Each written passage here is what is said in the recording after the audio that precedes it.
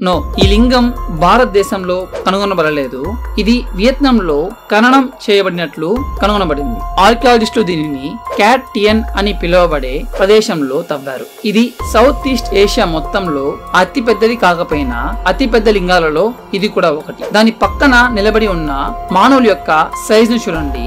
కానీ ఇది shocking part కాదు. నిజమైన షాకింగ్ పార్ట్ ఇదే. ఏంటంటే ఇది క్వార్ట్జ్ తో తయారు చేయబడింది. అలాగే ఇది 3.5 టన్నుల బరువు ఉంటుంది. అవును, దీని బరువు 7,700 పౌండ్ల కంటే ఎక్కువ. ఇది ప్రపంచంలోనే అతిపెద్ద క్వార్ట్జ్ లింగంగా మారుతుంది. కానీ ఆర్కియాలజిస్టులు ఇంకా ఆశ్చర్యకరమైన విషయం చెప్తున్నారు. ఈ లింగం 4వ శతాబ్దం మరియు 9వ శతాబ్దం ఏడి మధ్య తయారు చేయబడిందని వారు చెప్తున్నారు. ఇది చాలా పురాతనమైనది. పురాతన నిర్మాణదారులు 1500 సంవత్సరాల క్రితం 3.5 టన్నుల క్వార్ట్జ్ లింగాన్ని ఎలా కత్తిరించి సృష్టించగలిగారు? వియత్నంలోని ఈ మారుమూల ప్రాంతంలో వారు ఏం చేస్తున్నారు? వారు అధునాతన సాంకేతికత పరిజ్ఞానాన్ని ఉపయోగిస్తున్నారా?